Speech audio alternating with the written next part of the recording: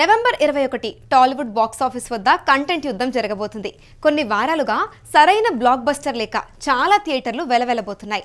పరిస్థితి ఎలా ఉందంటే కొత్త రిలీజ్ కాంతా కంటే జనాలు ఎప్పుడో 30 సంవత్సరాల క్రితం వచ్చిన శివ మీదే మక్కువ చూపేంత. ఇప్పుడు మరో ఫ్రైడేకి రంగం సిద్ధమైంది. అల్లరి నరేష్ మొదటిసారి క్రైమ్ థ్రిల్లర్ చేసిన 12A రైల్వే కాలనీ మీద మంచి అంచనాలే ఉన్నాయి. ఇక పొలిమేర దర్శకుడు డాక్టర్ అనిల్ విశ్వనాథన్ కథను అందించిన ఈ మూవీకి నాని కాసిరగడ్డ దర్శకత్వం వహించారు. ఫలితం మీద టీం చాలా నమ్మకం ఉంది. ఏళ్లు గడుస్తున్నా హిట్ లేక సక్సెస్ కోసం తప్పించిపోతున్న రాజ్ తరుణ్ కొత్త మూవీ పాంచ్ మినార్ని థియేటర్లకు తీసుకొస్తున్నారు. ఇక 2 రోజుల ముందే పలు నగరాల్లో ప్రీమియర్లు వేయడం చూస్తే ఓ రేంజ్ కాన్ఫిడెన్స్ కనిపిస్తోంది. లిటిల్ హార్ట్స్తో భారీ హిట్ కొట్టిన ఈటీవీ1 మరో థియేటర్ రిలీజ్ని సిద్ధం చేసింది. రాజు వెడ్స్ రాంబాయ్ పూర్తి గ్రామీణ నేపథ్యంలో రూపొందిన మెల్లగా ఆడియన్స్లో ఆసక్తిని పెంచుతోంది. ఇక క్లైమాక్స్ గురించి పదే సోషల్ మీడియాలో జరుగుతున్న చర్చ చూస్తూ ఉంటే చాలా షాకింగ్ ట్విస్ట్ ఇవ్వబోతున్నారనేది స్పష్టంగా కనిపిస్తుంది.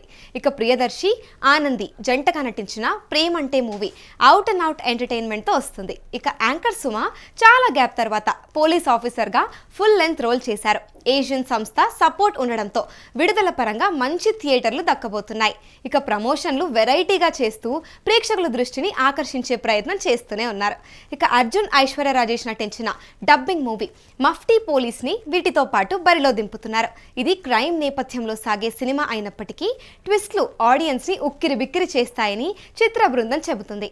ఇవే కాకుండా 1990 మెగాస్టార్ క్లాసిక్ కొదమసింహంని సరికొత్త రీమాస్టర్ డాల్బీ మిక్స్ చేయించి అభిమానుల కోసం సిద్ధం చేశారు. ఇటీవలే శివకు వచ్చిన స్పందన చూశాక ఇది కూడా అదే స్థాయిలో రెస్పాన్స్ తెచ్చుకుంటుందని టీం నమ్ముతుంది. ఇక కౌబాయ్ బ్యాక్ డ్రాప్తో చిరంజీవి చేసిన ఒకే ఒక్క సినిమా కొదమసింహం. రాజ్ కోటి పాటలు, చిరు స్టైలిష్ స్వాగ్, సాహస ఘట్టాలు ఇప్పటి జనరేషన్ని మెప్పించే అవకాశాలు లేకపోదు.